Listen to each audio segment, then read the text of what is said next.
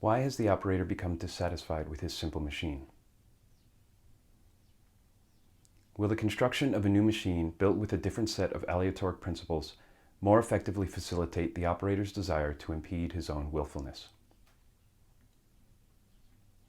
The operator's dissatisfaction has to do with the intersection between the will to create meaning and the tendency meaning has to seek to express itself in familiar forms, or that's the way it's experienced, as if writing, in this case, were a hike through the woods, and the various forms writing has taken before, one's own writing, but also the storehouse of writing in the writer's memory or cultural tradition, are paths already worn into the landscape, promising easier travel and a destination heretofore considered worth visiting, which is to say, meaningful. Let me try to explain why I felt the need to construct a new kind of machine. As my familiarity with the simple machine grew, I was better able to make it say what I wanted to say. What if we reimagine meaningfulness not as a concept, but as a subset of the space within which a communicative act might be performed? The meaningful, also considered spatially, shares a porous border with meaningfulness, though it appears that meaningfulness is the hungrier ghost, greedily gobbling into the meaningful and incorporating the meaningful's territory into its own.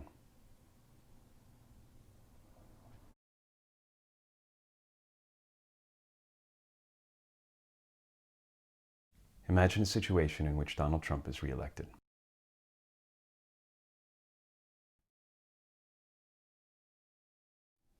Try to summon up the feeling you have when you encounter the meaningful. Meaningfulness is not an attempt to create an encounter with the meaningful, but the attempt to replicate the feeling of an encounter with the meaningful. How one might go about replicating the feeling of an encounter with the meaningful is by employing a form meaning has traditionally taken and hoping to prompt a metonymic response in the reader, viewer, listener, etc. The use of metonymy capitalizes on the pattern-seeking and associative aspects of the human mind. I'm going to try to be measured in my statement here, since there are larger crimes committed daily, and those who traffic in meaningfulness are not just the creators of Hallmark movies, boy band pop, tourist trap landscape paintings, telecommunications advertisements, and inspirational poster manufacturers, but also nearly every artist at times, especially when they're a beginner, and most of the people who claim they're just looking to help people forget their problems for a little while, and earnest content creators, and activists for some good causes. My point being that it's not only the cynics. But when I detect a whiff of meaningfulness, which I can't always do even when it's there, since on one hand the cynics can be very good at their job, and on the other it's easy for sensibility to be overwhelmed by a heavy perfume of sincerity, it feels to me like a form of dishonesty.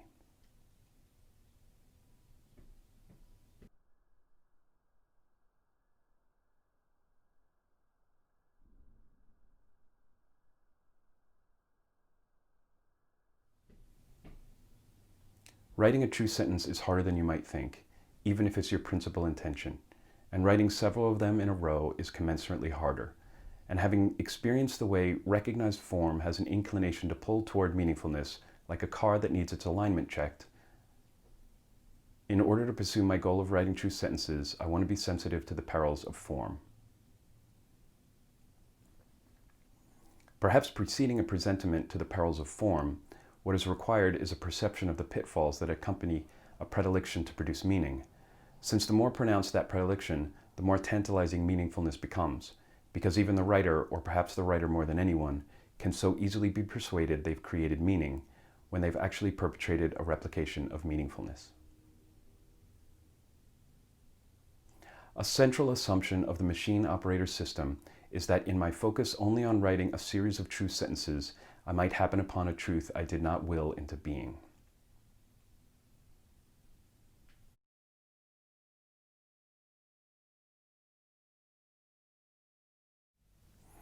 It's harder for me to imagine Donald Trump being reelected than it was for me to imagine him being elected the first time, which was a failure on my part 4 years ago and continues to be a failure today.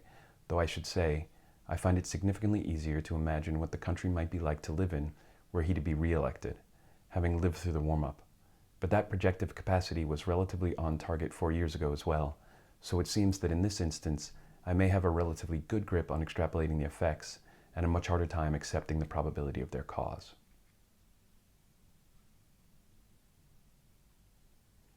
My problem is understanding how anyone given a choice could want to live in a country that might elect someone like Donald Trump to lead them. This is manifestly a deficiency of my sympathetic imagination. 4 years ago, a voter may have believed any number of things that I know to be false, and so be motivated to vote for the Donald, even if certain of his behaviors were distasteful to them, such as that he was a good businessman who would bring that business acumen to the running of the economy, or that, being an independently wealthy outsider and therefore uninvested in the maintenance of the status quo, he would clear out DC's institutional sclerosis, or that he cared about anything other than trying to assuage his profound insecurity, though I will not grant this indulgence to the Christians who have so enthusiastically supported him, since it couldn't have been more obvious that they were trying to gather grapes from a thorn bush. But after 4 years of watching him in action, I don't understand how anyone might maintain these illusions. The elephant in the room, of course, and what I underestimated as a primary factor, thinking it might be a tertiary factor, certainly not as much as a secondary factor, but which I now have to admit may be the most important issue to a sizable number of voters, whether they're conscious of it or not, and regardless of whether they would admit it even if it were conscious, has to do with race and masculinity and obviously some measure of power and the perception of threat. Perhaps it would be better to say the experience of living under threat, since it better captures the feltness of it, the livedness.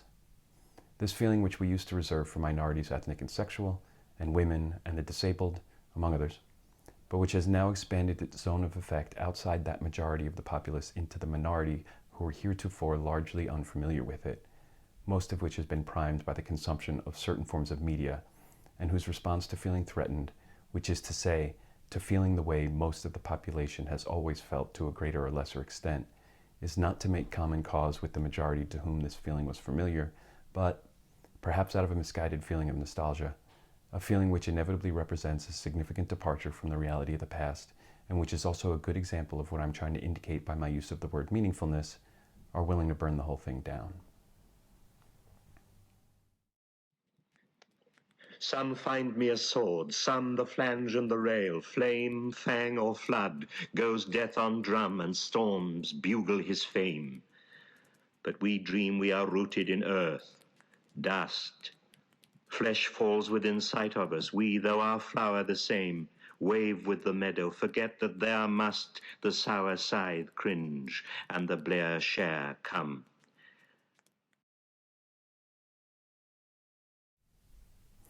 The polls signal both that most Americans do not subscribe to whatever it is that Donald Trump stands for, and also that a startling number of us still do.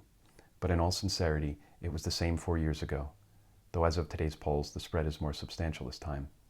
But some bad luck and lots of skullduggery and even more systemic bias sent us down a path that has likely permanently changed the landscape of American social and political life, though the substance of that change is still, one hopes, to be determined.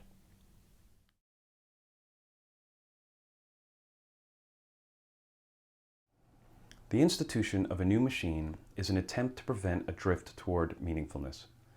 Because my familiarity with the mechanism of the simple machine seemed to be granting me more facility with manipulating it toward meaning, which manifested as an ability to plan ahead several sentences, then through the end of a cycle, and finally through a good portion of a lecture from the beginning, where planning means the ability to prepare for future content with an eye toward ensuring it would be meaningful, making me vulnerable to the seduction of meaningfulness. Content which I had originally, I think, hoped wouldn't be my concern until it made its way to being my present content, the content I'm writing right now, which situation, if I were able to bring it about, would hopefully create a greater opportunity for surprise, for self-surprise. And ideally, by creating a greater opportunity for failure, the failure to create something meaningful, since it is in the nature of experimentation to allow for the possibility of failure, to act as an invitation for the happy accidents that ride along with failure the way remora do on sharks.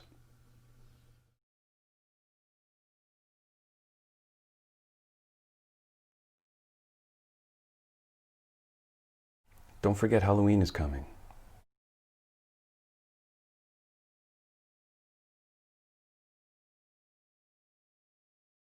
Is it just talk? Or do a lot of these voters really want to hasten the end times?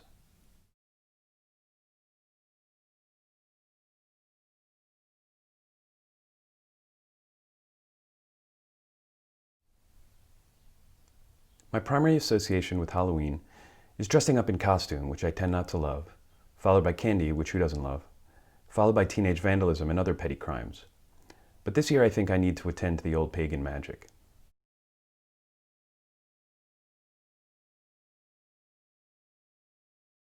The apocalypse means different things to different people, with most simply thinking of it as a synonym for catastrophe, and Christians of a certain persuasion associating it with the second coming of Jesus Christ to the world and the beginning of the end times. But etymologically, it's the noun form of Greek verb meaning to uncover.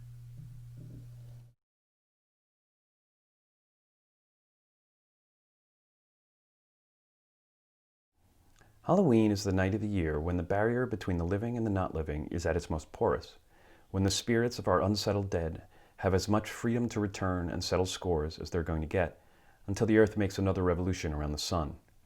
And so we try to frighten them away, or buy them off with gifts, in order to make it easier for us to continue along on our journey to join them without having to hear their warnings or answer their calls for justice. The thing with this year is I expect a lot more ghosts shouting warnings or demanding justice than usual. You could conceive of the return of the specters as a demand from the past that those of us here now learn our lessons and repent for our transgressions, and then assert that we moderns, or we Westerners, or we Americans are simply no good at paying proper respect to the past, that we've always been oriented toward the future, except that the future is yelling at least as insistently back to us in the form of fire and hurricane and flood and drought, and we're hardly attentive, except when it's an impediment to get back to what we're doing, though it can hardly be said that what many of us are doing is living here in the present. Hope had grown grey hairs. Hope had mourning on. Trenched with tears, carved with cares, hope was 12 hours gone.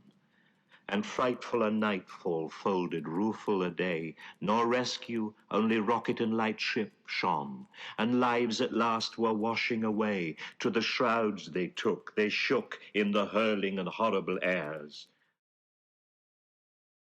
The thing about the end times is they're not up ahead.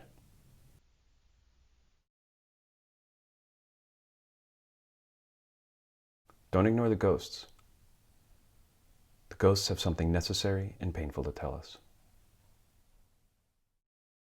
An apocalyptic night, and it's only half over. First half, the first dream I remember was on a space station, and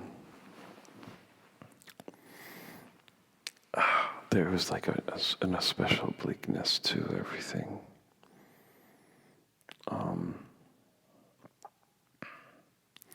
There was like an immediate survival threat. I'm not remembering the immediate danger. It might have been a cold or whatever. But no. And so we were trying to like survive, but there was no long-term survival strategy possibility. Like the station was going to die and we weren't going to get off or something. It was just like real bleak. I feel like the facts changed a little bit at the end, but it was not like noticeable. It was just a different set of bleak facts. When the apocalypse comes, whether we welcome it, accept it, or succumb to it, what will it uncover for us?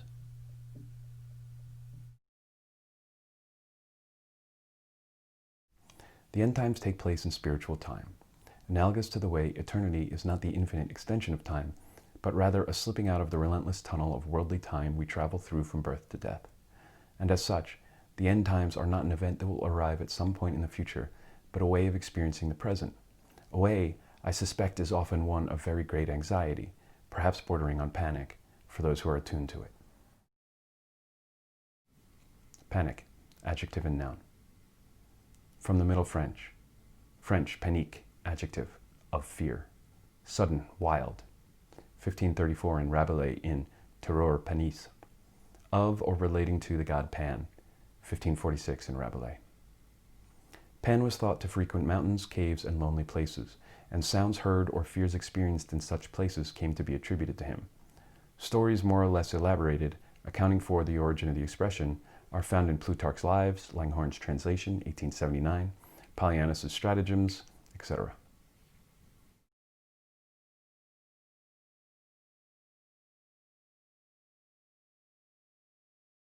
The problem with ghosts is we often have considerable difficulty comprehending the only language they're able to speak. I wouldn't imagine early November was chosen for Election Day because it followed Halloween, but rather that they both occur around the same point of the year because it's the period between the harvesting of most of the crops and the arrival of the harshest weather. But just because something is coincidental doesn't mean it can't be meaningful. This is one of the propositions behind building these machines in the first place. And I think there's something especially appropriate this year about confronting our ghosts and then voting for our future. O blessed rage for order, pale Ramon. The makers rage to order words of the sea, words of the fragrant portals, dimly starred, and of ourselves and of our origins, in ghostlier demarcations, keener sounds. Something may be revealed about the United States when our votes are tallied next week, and something might be additionally revealed in the aftermath. But it'll only be a snapshot of the surface of a rough sea at a point in time from which we can't know the direction, the intensity, the duration, or the quantity of the waves that create all this turbulence. So whether the future looks socialist or fascist will only be a projection, the best predictions of the experts and the amateurs. The one thing we can trust is that the apocalypse is always at hand.